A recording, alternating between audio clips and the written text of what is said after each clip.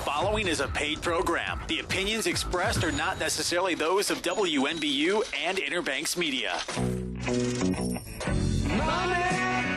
Welcome to All Things Money with David Blain, a thoughtful and revealing discussion of actionable ideas and effective strategies to help you through the complex world of investing, taxes, and real estate. Now, with All Things Money, here's David Blain. Hello and welcome to All Things Money. I'm your host, David Blain. Thank you for joining us today. Broadcasting on 94.1 FM WNBU as well as cable TV 10 in New Bern. We've got a great show lined up for you here today. If you have any comments or questions on the show, as always, you can contact us at 252-633-0107. Our email here at the show is allthingsmoney@dlblain.com. And, of course, you can head on over to the website, www.dlblain.com. And there you can find information about myself, my firm, as well as archived copies of the show.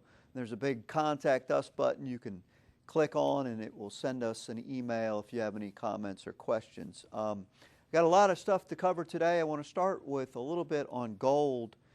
You know, gold has received a lot of attention lately, and you can't turn on a radio station today, talk radio, without hearing advertisements for gold. In fact, I hear them all the time on this station. Hopefully the station owner won't get mad at me if I'm going to take a few shots at gold, but I do want to make sure that people understand what the purpose of gold is and how it's useful or not useful. And I guess the premise of what I want to talk about is arguments can certainly be made for owning gold, but it is not an investment as strictly defined. Its investment properties are not what we would consider an investment. And so the optimal allocation when designing a portfolio of investments, the optimal allocation is always zero. A little bit of history, gold has always been somewhat of a controlled substance, for lack of a better term. But most of you may not know, but in 1933, President Roosevelt actually made the private ownership of gold illegal. That's right. You could not own gold as a private citizen in 1933. President Roosevelt declared it illegal. People were required to turn in their gold. In fact, there was a big lawsuit a couple years ago about an old man, that he took a bunch of gold and he put it in a safe deposit box, and he willed it to his family, and nobody looked in the safe deposit box until a couple years ago, and then they found all this gold. And leave it to our own government. Our own government filed a lawsuit against this family and said that that gold was illegal because it was supposed to have been turned in, and therefore the family could not inherit it. And of course the government won, I think. Anyway, so the other thing that happened in 1971, President Nixon took gold off, or took the United States off the gold standard. That means that the value of the dollar was no longer fixed to the price of gold, and it severely devalued the price of the dollar.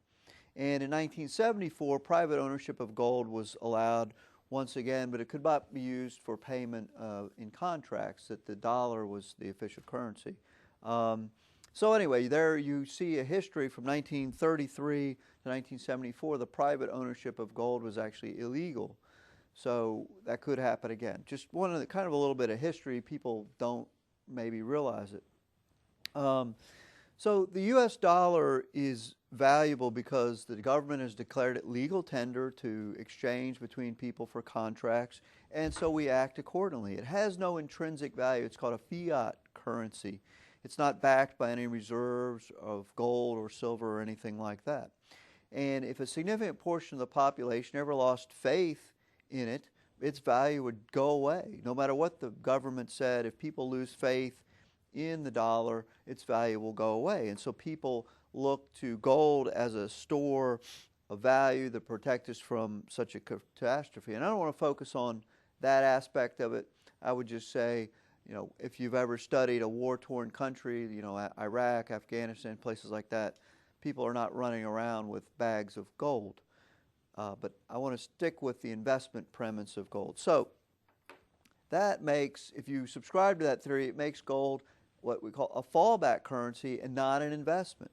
Once again, we're talking here about the investment properties of gold. And so when determining the expected return of any type of long-term asset, you look at the income that it produces, you look at historical returns, things like that. And if you look at from the 1800s to 2006, which I picked that date for a reason, but if you look at the total return of gold from 1802 to 2006, the return of gold, and this is from Jeremy Siegel's book, Stocks for the Long Run, and the return over inflation for gold was 0.33%.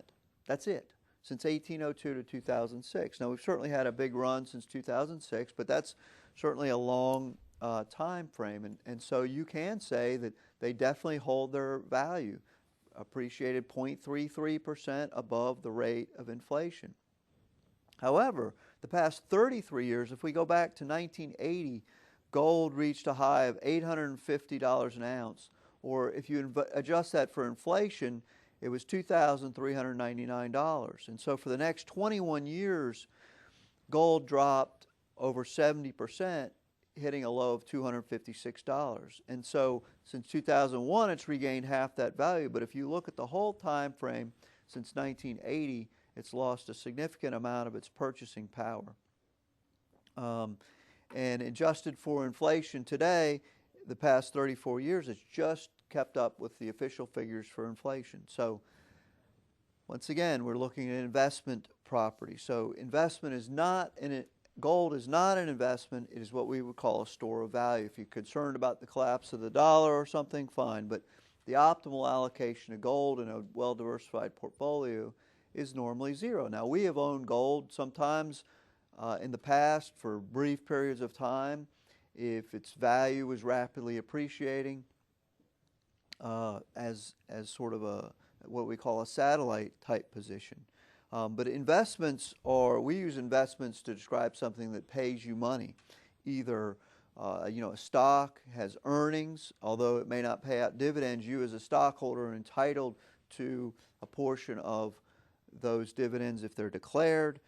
Bonds pay interest rate. Rental properties, you collect rent. Gold, it doesn't do anything. It just sits there. Under the same category, things like furs and artwork, comic books, classic cars, beach house that you use for personal use only, these are not investments. Yes, they may appreciate in value, and yes, they may hold their value, but from the strict definition of investment, they're not investment. Investment is something that you can reliably predict the rate of return, and it pays some sort of income. So anyway, that's my 2 cents on gold. Just if you're considering buying gold, make sure you understand what gold is and what it is not, and it is not a pure investment. Okay, so for All Things Money, I'm your host, David Blain. We're going to take our first break, and when we come back, we'll start talking about some hedge funds.